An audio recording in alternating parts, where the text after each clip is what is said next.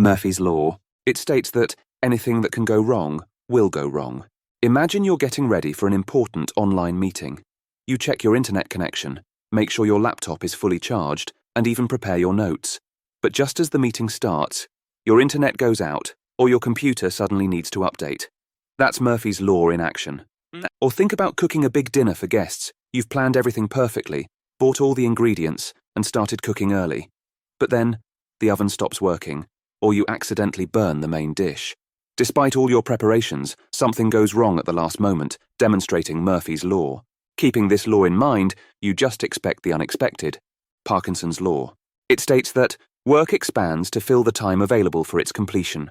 Think about a student who has a month to complete a school project. Rather than finishing it early, they procrastinate and end up using all the available time, often finishing just before the deadline.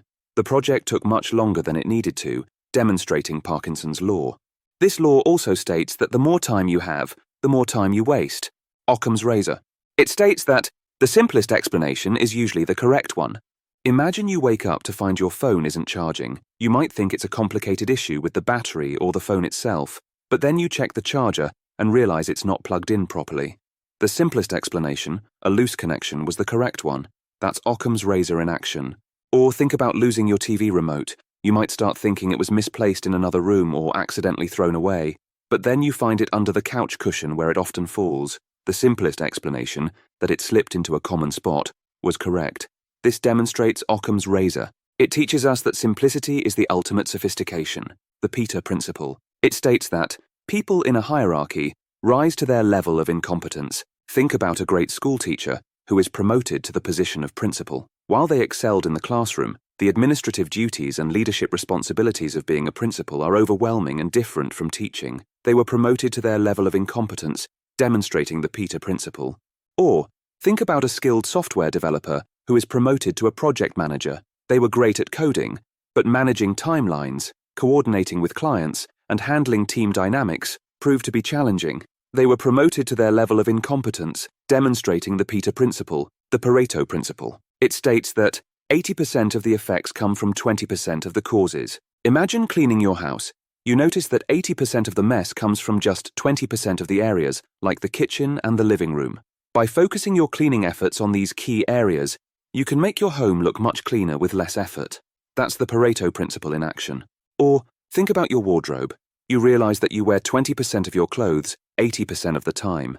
By organizing and prioritizing these frequently worn items, you can simplify your morning routine and make getting dressed easier. This demonstrates the Pareto Principle, the Dilbert Principle. It states that the most ineffective workers are systematically moved to the place where they can do the least damage. Imagine you work at a retail store and there's an employee who is terrible at dealing with customers and always makes mistakes at the cash register. Instead of firing them, the store manager promotes them to a back-office position where they don't have to interact with customers directly. The idea is to minimize the harm they can do. That's the Dilbert Principle in action. The law of truly large numbers. It states that, with a large enough sample size, any outrageous thing is likely to happen. Imagine buying lottery tickets. If you buy just one ticket, the chances of winning are extremely low. However, if millions of people buy tickets every week, it becomes very likely that someone will win. That's the law of truly large numbers in action. Or think about flipping a coin. If you flip it only a few times, getting heads 5 times in a row seems highly unlikely. But if you flip a coin thousands of times, you're bound to see long streaks of heads or tails just by chance. This demonstrates the law of truly large numbers. This law is how people are able to do crazy trick shots. Hofstadter's law. It states that it always takes longer than you expect. Imagine you are planning to renovate your kitchen. You estimate that it will take about 2 weeks to complete. You factor in potential delays, thinking it might take a bit longer. However, unforeseen issues like supply shortages and unexpected repairs extend the project to over a month. That's Hofstadter's law in action. Or think about writing a report for work. You give yourself extra time, anticipating that there might be distractions or additional research needed. Even with this buffer, you find yourself rushing to finish at the last minute because more complexities arose than you had planned for. This law tells us that time estimates are always optimistic. Sturgeon's law. It states that 90% of everything is crud. Imagine browsing through social media. You scroll past countless posts, videos, and ads that don't interest you or seem poorly made.